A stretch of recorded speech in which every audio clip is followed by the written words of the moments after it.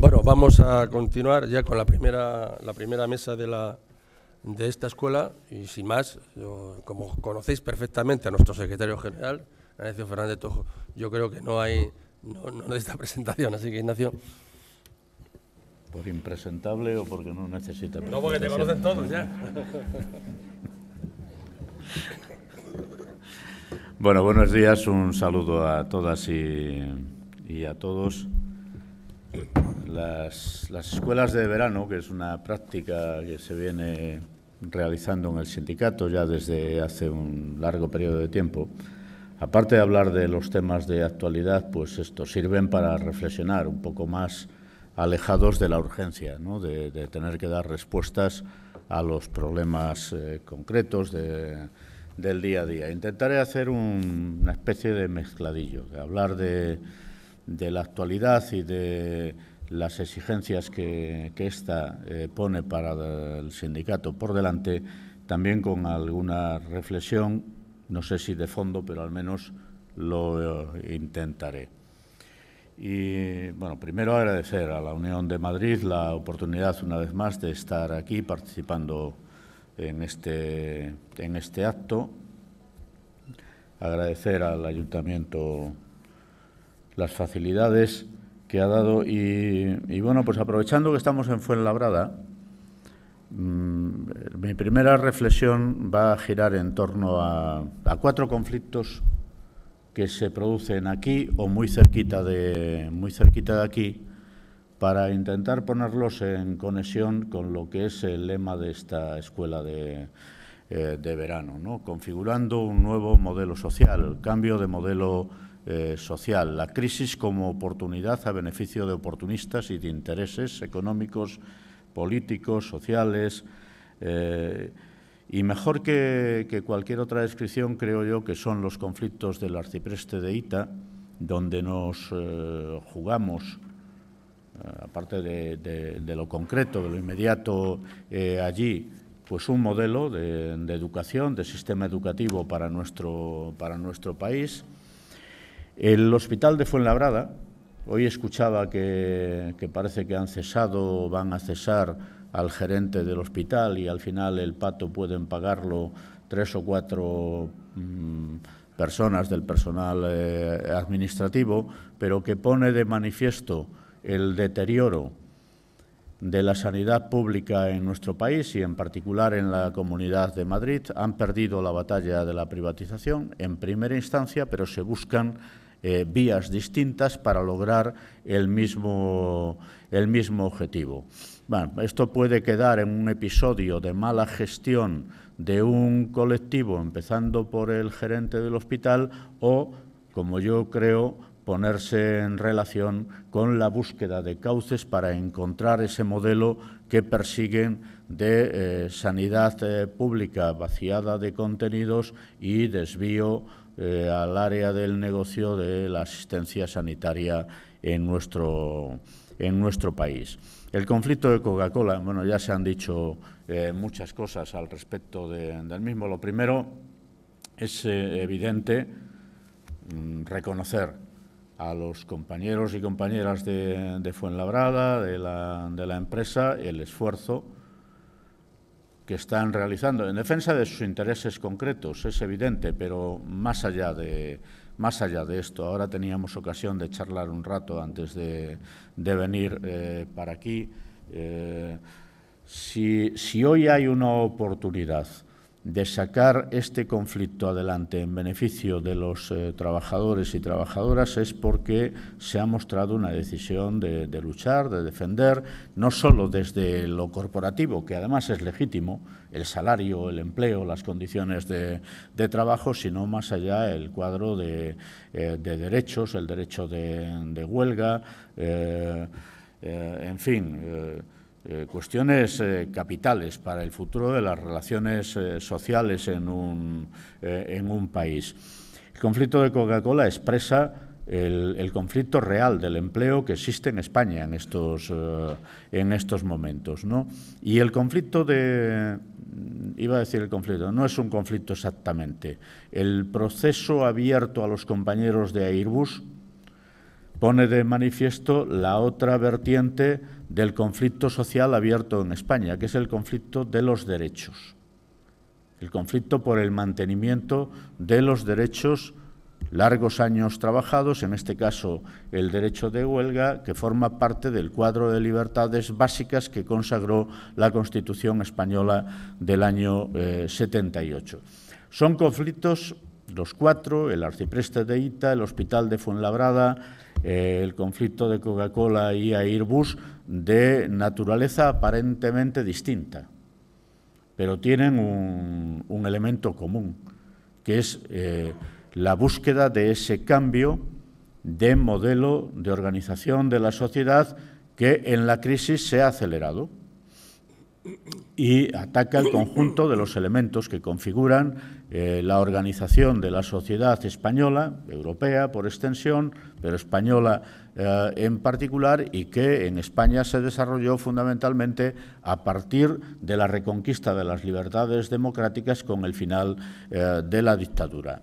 Es el modelo social, es el modelo de empleo y es el modelo de relaciones sociales a partir de los derechos individuales y colectivos, que es lo que se pretende modificar. Por eso, la importancia que cada uno de ellos, cada uno de estos conflictos por separados tiene, pero que puestos en conjunto todavía le dan mucha más relevancia. Y es de verdad lo que nos estamos jugando en estos momentos en la sociedad española. Por eso es muy importante ganar el conflicto en el arcipreste de Hita, ganar el conflicto de la sanidad pública en Madrid y más allá de Madrid, ganar el conflicto de Coca-Cola, y para eso necesitamos la unidad del conjunto de la organización. Si Comisiones Obreras es fuerte, es porque cada una de las partes lo es y además se fortalecen en el conjunto desde la unidad del sindicato.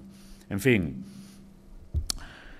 se trata de construir un nuevo paradigma en lo que tiene que ver con la organización social en nuestro país, más allá de nuestro país también. Y hay una figura que representa ese modelo que persiguen casi mejor que ninguna otra. Habéis oído hablar durante todos estos meses, ya algún año, del emprendimiento. El emprendimiento es la antítesis de los derechos colectivos, del trabajo como elemento de unión en lo colectivo y de la negociación colectiva como palanca para hacer avanzar los intereses de los trabajadores y las trabajadoras en su conjunto. Es lo de la individualización, pero planteado de otra manera. Más inteligente que en el pasado, porque resaltar las virtudes de las personas individuales por contraposición a el esfuerzo de la colectividad por avanzar de forma conjunta lleva a que la gente interiorice que efectivamente, este es el modelo norteamericano, por otra parte, interiorice que efectivamente, con su propio esfuerzo, y máxime en estas circunstancias, va a salir adelante, pero detrás de esto no alcanza a ver que lo que hay es un intento de desmontar el Estado social, que es el corolario del esfuerzo colectivo, que nace en la empresa y se proyecta en la sociedad a través de la distribución de la riqueza por la vía de los cauces que el modelo del bienestar ha ido configurando en Europa desde la segunda mitad del siglo pasado, al que nosotros llegamos con un cierto retraso por mor de una dictadura de 40 años, pero que habíamos ido consolidando progresivamente y ahora se encuentra en recesión. Esto es lo que encontramos como elemento central para informar el conflicto de clase, el conflicto de intereses que hoy se manifiesta en las sociedades occidentales y en particular en nuestro país. Es la apuesta por el cambio de modelo y la crisis como caldo de cultivo para hacer avanzar teorías, tesis, formas de organización del trabajo y de la sociedad que de otra manera tendrían más dificultades para abrirse camino. ¿Y ahí qué sobra? Pues sobra la organización, sobra la política, se deja el gobierno de los asuntos públicos en manos de los técnicos. Ahora, por ejemplo, la política económica europea no la dirigen las instituciones europeas, la dirige el Banco Central. Y Mario Draghi como el gran protagonista, porque la política ha renunciado a jugar su papel y son otros, no elegidos, no con mandato democrático, quienes marcan las pautas para determinar la forma en que se organiza la economía y, por lo tanto, se proyecta en forma de organización de la sociedad. Las expresiones más burdas de esto de que sobra la política, pues las encontramos cerquita de aquí. No hay más que cruzar la raya de la comunidad autónoma, aunque aquí también hay unos cuantos ejemplos, ¿no? Castilla-La Mancha. No es una ocurrencia que la presidencia de Castilla-La Mancha proponga y consiga eliminar el salario a los diputados regionales. No es ninguna ocurrencia. Tiene que ver con un intento claro, evidente, que a la política solo se puedan dedicar unas determinadas élites, como en el siglo XIX. O quien tiene quien le pague la posibilidad de hacer política. Por eso se quiere acabar, por ejemplo, con la financiación a los partidos políticos. Han empezado por los sindicatos. Demonizar las subvenciones públicas a los sindicatos, las ONGs, a los partidos políticos terminarán haciéndolo, tiene un objetivo muy claro, que es expulsar de los asuntos públicos a quien no tiene capacidad para financiarse, para que solo unos pocos, las élites, o quien les paga, puedan intervenir en el gobierno de los asuntos públicos. Esto es un elemento de suma trascendencia. Esta batalla, la izquierda no ha sabido librarla. Nos hemos encogido, nos hemos arrugado un poco, empezando por los partidos políticos, pero nosotros también.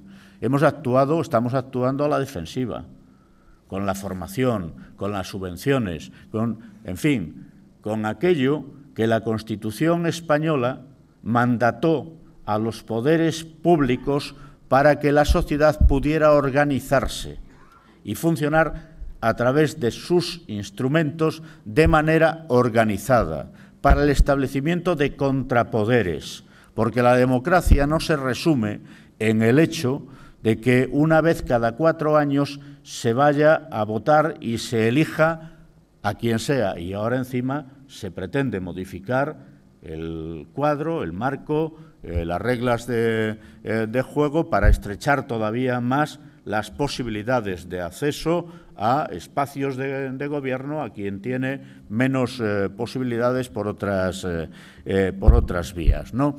En fin, es un juego de contrapoderes, esa es la esencia de la democracia. Un gobierno, por muy legítimo que sea, no tiene un mandato para 4 años para hacer lo que le venga en gana, lo que tenga en consideración hacer, no. Tiene que revalidarse continuamente y en ese juego de contrapoderes la sociedad tiene que tener la oportunidad, fuera de la fecha de las elecciones que se celebran cada 4 años, de cambiar las políticas, de reorientar, de exigir, evidentemente. Esto es lo que está en gran medida en juego con esto que ahora llaman la regeneración democrática, que de regeneración democrática tiene poco y tiene más de vocación oportunista de aprovechar unas determinadas circunstancias y la mayoría absoluta alcanzada en el Gobierno de la Nación o en el Parlamento de la Nación para cambiar las reglas de juego y perpetuar el bipartidismo. pero perpetuarse también al frente del Gobierno. Ahora empiezan con los ayuntamientos, ya veremos cuánto tardan en llegar a las comunidades autónomas y a las elecciones de carácter general. La batalla es de fondo y es una batalla de intereses. El Estado social es concebido por las élites económicas y sus intermediarios políticos como un fardo que pesa como una losa sobre las economías europeas y la de cada uno de los países en particular, que impide competir en igualdad de condiciones en un mundo de economía global. Y nosotros tenemos que plantear la disyuntiva en un terreno claro, inteligible para la gente. Las políticas sociales, el modelo social europeo, nuestro modelo social español, con todas sus imperfecciones, no solo no es un fardo, sino que es una ventaja que Europa tiene que explotar en beneficio del conjunto de la población europea si no quiere perder centralidad en este cuadro de relaciones económicas, políticas y sociales que se va configurando a escala mundial en beneficio de otros espacios económicos, en otras áreas geográficas. Y claro, en detrimento de la inmensa mayoría de la población. Esto es el fondo. Y luego están las cuestiones de carácter más inmediato, más concreto, sobre las que tenemos que operar. La propaganda oficial lleva un año y acentuándose los rasgos a medida que se van aproximando las citas electorales, diciendo que la crisis ya está atrás. La crisis ya está superada o se está superando, esto de las raíces vigorosas que ha venido a sustituir a los brotes verdes de Elena Salgado del año 2010. ¿Cuál es la realidad? Bueno, pues la realidad es que hemos dejado atrás la recesión,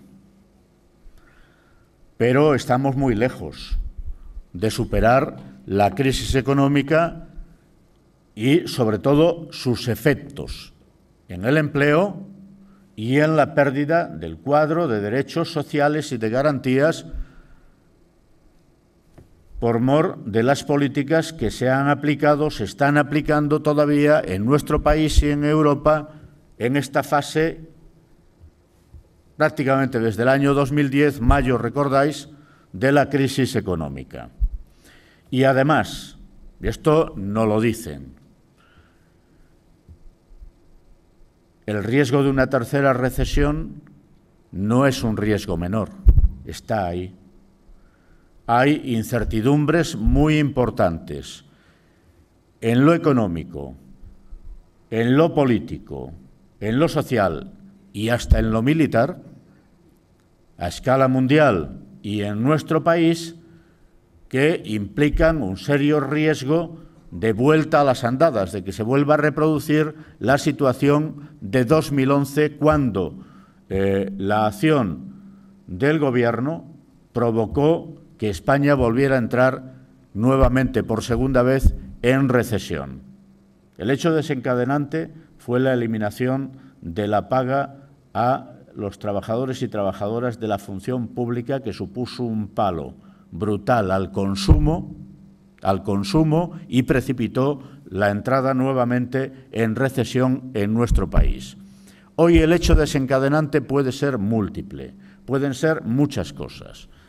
Una de ellas, el calendario de ajuste fiscal aprobado por el Gobierno y presentado a Bruselas en el horizonte 2014-2017. ¿Cuál es el cuadro que ha presentado el Gobierno a Bruselas?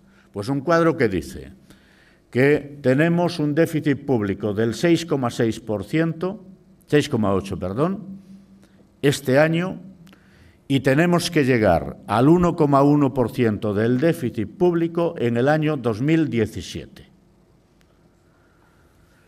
Se ha relajado un poco el calendario de consolidación fiscal, pero al mismo tiempo el Gobierno ha ido un paso más allá, aún colocando un año más, 2017, en lugar de 2016, que lo que le exigían las autoridades comunitarias.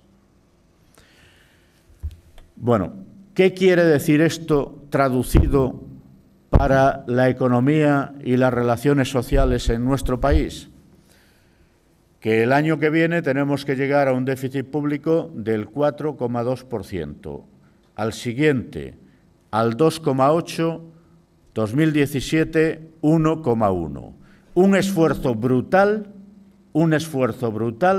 que solo se puede lograr, porque la economía no va a crecer ni al ritmo que augura el Gobierno, y menos si entramos en recesión nuevamente, con un profundo recorte adicional del gasto público en nuestro país. Y en este contexto, el Gobierno prepara, ya ha presentado en el Parlamento, 2 de los anteproyectos, una reforma fiscal que persigue,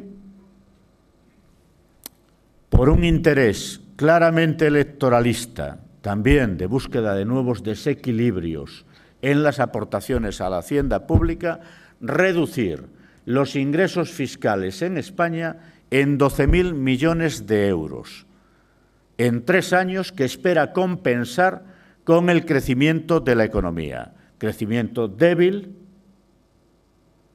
crecimiento sin empleo, crecimiento en el que el sector interior, es decir, la demanda interna, no tira lo suficiente para sustituir lo que ya es desequilibrio de la balanza comercial.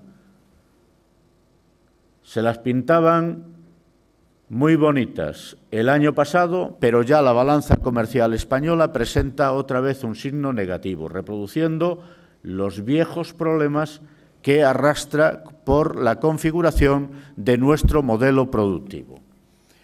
Es decir, un esfuerzo fiscal como el que plantea el Gobierno es incompatible con 2 cosas. Una, con el sostenimiento de una política para hacer crecer el empleo y el sostenimiento del modelo social en nuestro país.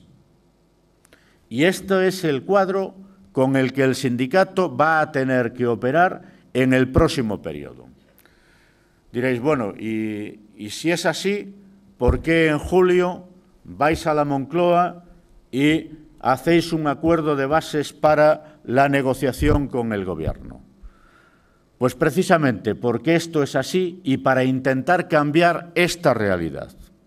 Por lo mismo que en la Unión Europea, y ahora hay una cumbre el próximo día 6 de octubre, convocada en Italia para hablar de estas cosas, el sindicalismo tiene que insistir en la necesidad de flexibilizar los objetivos del plan de estabilización fiscal y exigir la puesta en marcha de un ambicioso programa de inversiones a escala europea, una especie de plan Marshall versión siglo XXI que de verdad opere a modo de motor de arranque de una economía, la europea, que ya está estancada nuevamente. Caída del Producto Interior Bruto en Alemania, caída en Italia, estancamiento en Francia, la eurozona plana. Y España, atención, reproduce normalmente, con 2 trimestres de distancia, lo que sucede en Europa. Nosotros ahora estamos creciendo, el PIB está creciendo, poco pero está creciendo. Si esta situación, unido al riesgo de deflación por la bajísima inflación en Europa y en nuestro país, se confirma en los próximos meses, el riesgo de la tercera recesión está ahí. Establecer las prioridades, por tanto, para el sindicato en este periodo tiene que partir de esta realidad. Y tiene un hito por delante muy importante, los próximos presupuestos generales del Estado y la reforma fiscal que en medio del debate para los presupuestos generales del Estado ha preparado el Gobierno. La hemos calificado, no voy ahora a extenderme en consideraciones sobre la reforma fiscal. Ni persigue suficiencia de ingresos, ni persigue equilibrar la carga de la presión fiscal en nuestro país, sino que, por el contrario, la va a desequilibrar todavía más, ni a través de esta reforma fiscal se van a poder hacer apuestas por el empleo y por el sostenimiento de nuestro modelo social. Es una pelea de primera magnitud. Y yo creo que esta pelea hay que librarla de aquí a noviembre, en dos escenarios: en la mesa de negociación, si es posible, y en la calle. En Europa, el otro día hemos convencido a los sindicatos italianos para que convoquen una manifestación el día de la cumbre europea en la ciudad donde se vaya a celebrar. Todavía no es seguro si será Turín o será Roma, para que el conjunto del movimiento sindical europeo, con más intensidad obviamente los italianos, se manifieste exigiendo a la cumbre europea el cambio de rumbo de las políticas. Es el día anterior al Día Mundial por el Trabajo Decente y en España deberíamos desarrollar una amplia actividad a partir de este momento, conectando las propuestas generales con la situación concreta en las empresas para conseguir una movilización visible, lo más importante posible, alrededor de esos 2 días. Día 6 a escala europea, día 7 a nivel internacional con la Confederación Sindical Internacional por el Trabajo Decente. Y noviembre en el horizonte. En el ecuador del debate de los presupuestos generales del Estado, tomando la iniciativa, el sindicato con otros actores, tomando la iniciativa. Lo digo aquí, estamos en casa. No nos puede volver a pasar lo que pasó el 22 de marzo. No puede volver a pasar. El sindicato estaba en la calle. La gente estaba en la calle, la gente del sindicato, y mucho más allá del sindicato también. Nosotros no podemos establecer una relación conflictiva con otros actores de la sociedad española, entre otras cosas porque esto no lo resolvemos nosotros solos, porque aquí se necesita una amplia convergencia de fuerzas sociales, sindicales, políticas, del conjunto de una sociedad que rechaza estas políticas y que tiene que reconocerse en el rechazo y en la acción frente a esas políticas. Noviembre en el horizonte. Hablaremos de esto. El día 23 tenemos reunión del Consejo Confederal para actualizar las propuestas, las alternativas, las iniciativas también en este periodo. Nosotros tenemos que establecer varias prioridades. Obviamente, la primera es la del empleo. Casi 6 millones de personas en desempleo. El Gobierno dice, bueno, el signo ya ha cambiado. El empleo está creciendo. Hace tiempo advertimos de una situación que se iba a producir y ya estamos en ella.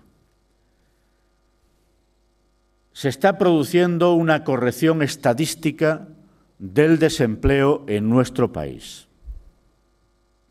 Lo diré de otra manera.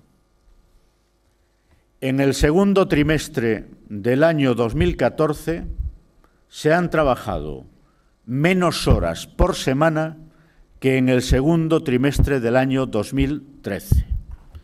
Entonces diréis, ¿y entonces por qué está reduciéndose el paro? ¿Y por qué tenemos la apariencia de más empleo?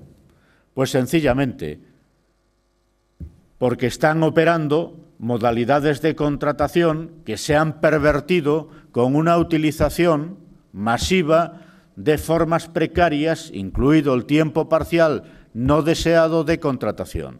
Menos trabajo o el mismo trabajo con más empleo de peor calidad repartido entre más personas. Esto, aparte del problema que supone para las condiciones de vida y de trabajo de las personas concretas, es un riesgo tremendo para el conjunto de la sociedad española, para la economía española, pero para la organización de la sociedad española. Crece el empleo de baja calidad, con productividad negativa. Estamos incubando una salida de la crisis, si ésta se produce, otra vez por los sectores de bajo valor añadido. No se ha hecho la apuesta que había que hacer por la transformación, que lleva tiempo, del modelo económico español, una apuesta por la industria, que tiene que recuperar cotas perdidas del 18-20% de presencia en la economía española, y antes, al contrario, se sigue apostando por un modelo perverso, de baja productividad, que además deteriora las condiciones de vida, a la vista está, de las personas en nuestro país. Bueno, pues la batalla del empleo, de la cantidad y de la calidad del empleo es fundamental, es capital. Es necesario dinamizar la demanda interna. Hablaba antes del cambio que se ha producido en relación con la demanda externa. Tanto el gobierno de Zapatero como el gobierno de Rajoy han fiado la salida de la crisis económica al tirón del sector exterior. El sector exterior no tira, porque con toda Europa plana en cuanto a crecimiento económico, es imposible, con toda Europa haciendo políticas o aplicando políticas de ajuste fiscal, es imposible que el sector exterior, que para España es Europa, tire y tire de la economía lo suficiente como para que crezca de forma importante para generar condiciones de empleo distintas. No es posible. Por lo tanto, la demanda interna es la que tiene que jugar el papel fundamental. Lo era aún tirando el sector exterior, pero mucho más en estas circunstancias. ¿Y la demanda interna de qué depende? Pues depende del consumo público, depende del consumo privado, depende de la inversión, depende del crédito, y estos 4 factores están bajo mínimos. Hay que impulsar el consumo público, la inversión pública. Esto tiene que ver con la política presupuestaria que se adopte. Por eso decía, la cita de los presupuestos generales del Estado es fundamental. La inversión pública tiene que revitalizarse. Hay nichos, oportunidades, necesidades, y lo que hay que hacer es poner financiación, y esa tiene que ponerla la política fiscal. Por eso es tan importante también la reforma fiscal. Nosotros, para la salida de esta crisis de empleo, a diferencia de en otras ocasiones, no vamos a poder contar, como contamos de forma masiva en otras ocasiones, con el empleo de la construcción. Habrá construcción, habrá actividad de construcción, y tiene que haber inversión pública en infraestructuras, en fin, toda una serie de actividades también en vivienda. Claro que la habrá, pero no al ritmo, en la intensidad de la etapa precedente. Por lo tanto, el empleo hay que buscarlo en otros lugares, en la construcción, por supuesto, rehabilitación de vivienda, rehabilitación de cascos urbanos, inversión pública. Pero hay que buscarlo sobre todo el empleo, y el empleo de calidad, en el desarrollo del modelo social. Contrariamente a la orientación de la política del Gobierno, que es de reducción del gasto público, es decir, de menor presencia del Estado en la economía y fundamentalmente a través de la prestación de servicios a la ciudadanía, el empleo tiene que venir justamente de ahí. Tiene que venir del desarrollo de la ley de dependencia, tiene que venir de la sanidad, tiene que venir de la educación, tiene que venir de los servicios públicos y de los servicios sociales, que hoy es el motor que necesita de tirón la economía española, y tiene que venir de las condiciones de trabajo y salariales incluidas de los trabajadores y trabajadoras de la función pública. Tiene que venir por ahí. No vendrá de otros lugares. La acción pública, que a su vez anime la acción privada, anime la actuación de las empresas privadas. Esas son las fuentes de verdad para la generación de empleo en primera instancia en esta fase de gestión de los efectos de la crisis económica que necesita nuestro país para ir entrando en situación de estabilización. y a futuro es el cambio de modelo económico y el renovado papel de la industria, que tiene que tomar, como decía, más presencia, pero la industria, desgraciadamente, no va a ser intensiva en generación de mano de obra, lo es en utilización de capital.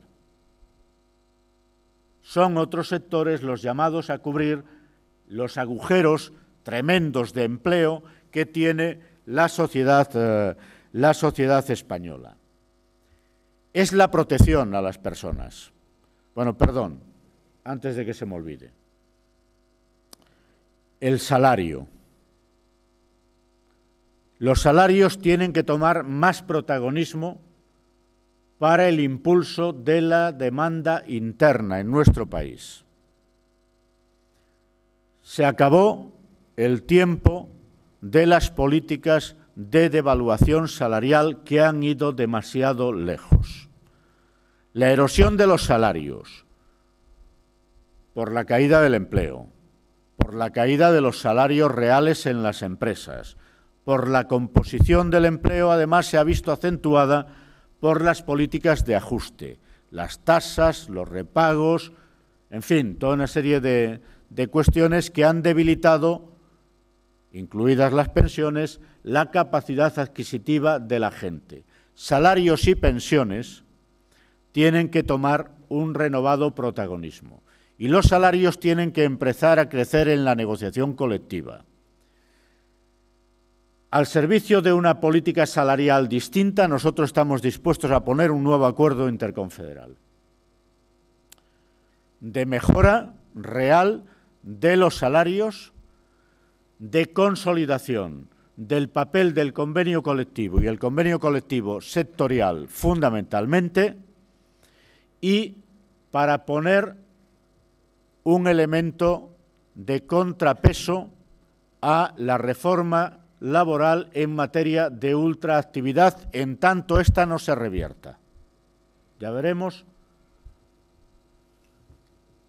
3 elementos, por lo tanto: ultraactividad, convenio colectivo y salarios tienen que ser determinantes para que haya un nuevo acuerdo de negociación colectiva. Si no, estamos abocados, y aún así, a la pelea, convenio a convenio, para mejorar el poder adquisitivo de los trabajadores e incrementar las posibilidades de generación de empleo en las empresas y en los sectores. Segundo elemento, protección social. Ayer hacía una comparecencia de prensa para plantear los objetivos mínimos en relación con este asunto. Tenemos que la protección por desempleo ha caído 20 puntos en lo que llevamos de crisis económica. Entramos en la crisis con un nivel de cobertura del 79% y estamos ahora en el 59%. La protección por desempleo tiene que mejorar y de forma urgente, ese es el compromiso para octubre, de manera que intentemos lograr 10 puntos adicionales de cobertura, que es lo que se corresponde con los 500.000 cabezas de familia, hombres o mujeres, la persona de referencia, en los hogares donde no entra ningún ingreso laboral. Para esto se trata de configurar un nuevo subsidio que dé una cobertura mínima que se vincule a programas de formación para la recualificación de estas personas, para dar más oportunidad de encontrar un empleo a estas personas. Pero de entrada, la protección. Y un segundo escenario o un segundo objetivo, que es el de la renta mínima garantizada. El compromiso con el Gobierno es, en 6 meses, establecer un sistema, se llame como se llame, que en nuestra opinión tiene que garantizar esa renta mínima. No es renta básica, es distinto. El concepto de renta básica es el de una renta como derecho de ciudadanía, sin más. Por el hecho de vivir en este país, percibes una renta y la percibe tanto quien tiene una fortuna en acciones, en dinero contante y sonante, como quien no percibe absolutamente nada. El concepto de renta mínima es otro. Es garantizar unos mínimos ingresos a las personas que no tienen otra fuente de ingresos, que en España es una cantidad apreciable. La estimación que hemos hecho son 2.500 millones de euros para poner en marcha este sistema de renta mínima. Y esto tendría que entrar en vigor a partir de enero del año próximo. Por lo tanto, empleo, condiciones de trabajo, incluidos los salarios, protección a las personas, desempleo y renta mínima garantizada. Estos son los 4 objetivos básicos que en esta fase de la crisis el sindicato, en mi opinión, se tiene que plantear. Yo sé que es una pelea difícil, que esto supone o supondría invertir los términos de la orientación de la política económica y de gasto que está diseñando, que ha diseñado, está aplicando y diseña para los próximos años el Gobierno, y que, por lo tanto, exige un esfuerzo importante, tanto si hay un escenario de negociación como en la movilización, que es el que tenemos que desarrollar en los próximos meses. Y adicionalmente, y con esto termino, el sindicato tiene ante sí otros desafíos. Uno, el de su propia consolidación. La situación de crisis institucional, que afecta también al sindicato, a los sindicatos, está ahí. El sindicato lo primero que ha de recuperar es la autoestima. Yo sé que son tiempos duros, que son tiempos difíciles. Tenemos por delante unas elecciones sindicales. Tenemos que creernos que es posible hacer las cosas en la manera en que lo estamos planteando. Y tenemos que convencer a la gente, para que nos siga, de que solo desde la movilización social se pueden cambiar las cosas. Que no todo está perdido, que no es inevitable que esta batalla termine con una reconfiguración del marco de relaciones sociales en detrimento del conjunto de la mayoría, que es lo que está sucediendo. Que hay partido y que el partido se puede ganar desde la unidad del conjunto de quienes rechazamos estas políticas. Y por último, la ofensiva penal y administrativa contra los sindicalistas tenemos que sacarla adelante también. Hicimos una serie de cosas antes del verano. Hay que recuperar la iniciativa. El juicio de Katiana el 13 de octubre. Tenemos que volcarnos. Pero inmediatamente Airbus y todos los demás. El derecho de huelga es lo que está en juego. El cuadro de libertades, más allá del derecho de huelga, está en juego. Y no podemos fiar todo a las promesas del ministro de Justicia de aplicar de forma generosa la política de indultos. Entre otras cosas porque el indulto es el último recurso, porque aquí no hay delito. La práctica es reconocer que se ha cometido un delito. Para evitar la entrada en la cárcel haremos lo que sea necesario, pero hay que ganar esta batalla política también, que es la batalla de los derechos individuales y colectivos. Y aquí tiene que volcarse también la organización. En fin, en el panorama hay más cosas. Creo que me he extendido bastante más de lo que estaba previsto en la agenda. En todo caso, he intentado situar lo que, en mi opinión, son los elementos centrales que serán parte del debate que haremos el próximo 23 en el Consejo Confederal.